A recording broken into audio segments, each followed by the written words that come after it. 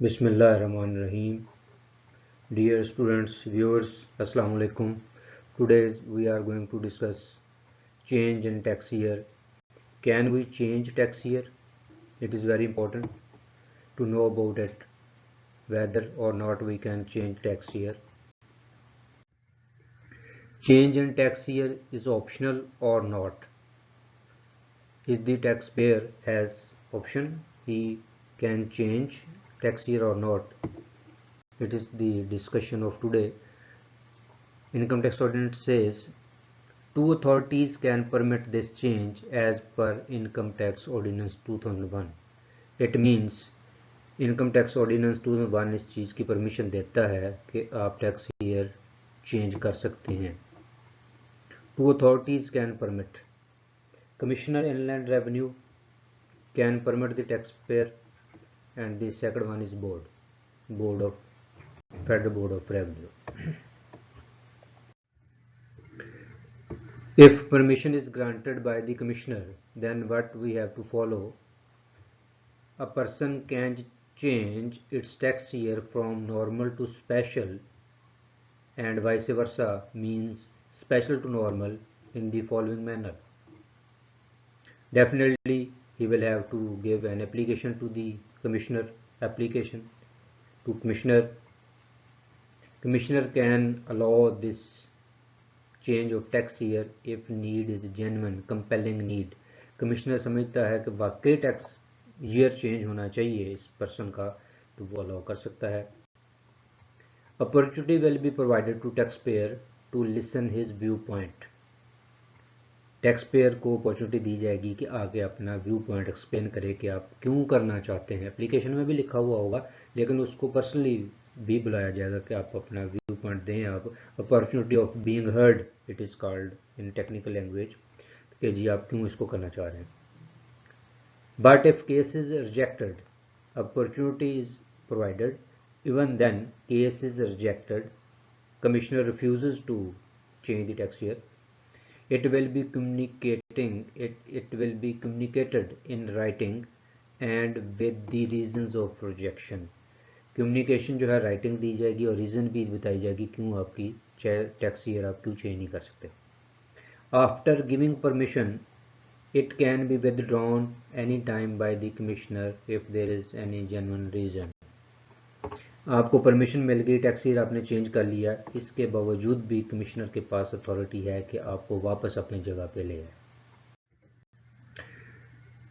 Next one dear, again opportunity of being heard will be provided. आपको tax year change करने की permission मिल गई, लेकिन वो परमिशन विदड्रॉ हो रही है, फिर आपको एक दफ़ा अपॉर्चुनिटी दी जाएगी, आप अपना व्यू पॉइंट दें. आपको पिछली अपनी पोजीशन पे आपको ला रहे हैं, आप अपना व्यू पॉइंट देंगे. अगर आप उसको सेटिस्फाई कर पाते हैं तो मे बी आपका केस उधर रुक जाए, otherwise it will be changed. Review application, it is important. If any tax pair is not satisfied with the decision of commissioner, he can apply to board for review. Commissioner ने आपके हक में फैसला नहीं दिया, आप सेटिस्फाइड नहीं है, देन आप रिव्यू की एप्लीकेशन बोर्ड को दे सकते हैं. जी मेरा केस स्ट्रॉन्ग है, I am on right side, तो मुझे इजाज़त दी जाए.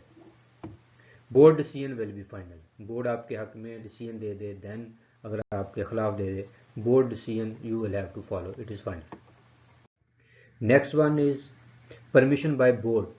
अगर एप्लीकेशन बोर्ड को जाती है, ये उस सूरत में जाती है जब एक class of persons can apply to board to change its tax year from normal to special और vice versa. Class of persons से क्या मतलब है? एक इंडिविजुअल नहीं जा रहा, बल्कि एक specific type of business, you can say automotive parts manufacturers, पूरी एसोसिएशन, पूरे जितनी भी कंपनीज हैं वो इकट्ठे होकर जा रहे हैं. ऑल शुगर इंडस्ट्री इकट्ठी होकर जा रही है कि जी हमारा टैक्स ईयर चेंज कर दिया जाए. बोर्ड को कहा जाता है जी हमारा टैक्स ईयर चेंज कर दिया जाए, स्पेशल से नॉर्मल और vice versa. Board if satisfied can permit this change. अगर बोर्ड इसके ऊपर सेटिस्फाई है, जी ये चेंज कंपेलिंग है, ये जेन्युइन नीड है इनकी, ऐसा ही होना चाहिए, तो उनको परमिशन मिल जाएगी. It will be published in official gazette. ये एक बिग डिसीजन है, इसलिए ये ऑफिशियल गज़ट में इसकी पब्लिकेशन भी होगी जी, फलां कैटेगरी जो है बिजनेस की, उनका टैक्स ईयर चेंज कर दिया गया। Important provisions regarding tax year. It is very important here, very interesting also. You can see there are 3-4 points. They are very interesting. A taxpayer is a partner in a firm. Both have different tax years. एक tax payer है, उसका अपना business भी है और किसी firm में भी वो पार्टनर है, फर्म का अलग बिजनेस है।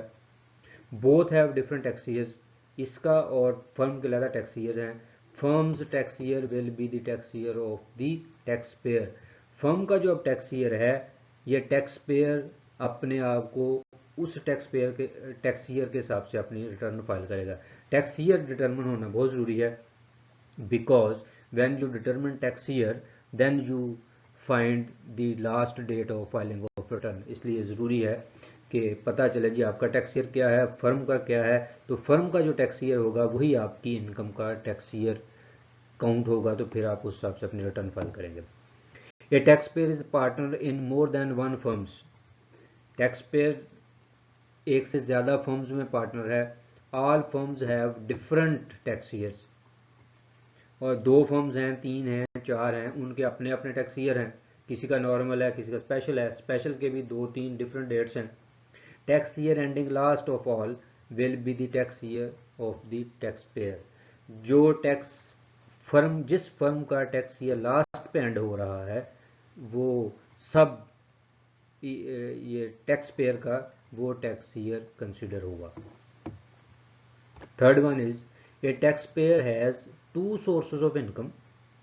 One fall in normal tax year, mean 30th June is a normal tax year, you know. Other fall in special tax year, mean other than 30th June को उसका year end हो रहा है. In this case, special tax year will be followed. Very simple. एक person के दो source of income है, एक नॉर्मल में फॉल कर रहा है, एक स्पेशल में फॉल कर रहा है। तो जो स्पेशल टैक्स ईयर में जिसमें फॉल कर रहा है, उसका वही टैक्स ईयर काउंट होगा, उस हिसाब से वो अपनी टैक्स रिटर्न फाइल करेगा। A person has 2 or more sources having different special tax years. It is also very interesting. A person has 2 or more sources having different special tax years. उसके 2 या 2 से ज़्यादा सोर्स ऑफ इनकम हैं ऐसे, जिनके सब के स्पेशल टैक्स ईयर हैं। In this case special tax year ending last will be followed. जिस बिजनेस का स्पेशल टैक्स ईयर सबसे आखिर में एंड होगा, उस हिसाब से उसकी टैक्स की रिटर्न फाइल होगी और उसकी date of filing of return determine होगी। होपफुली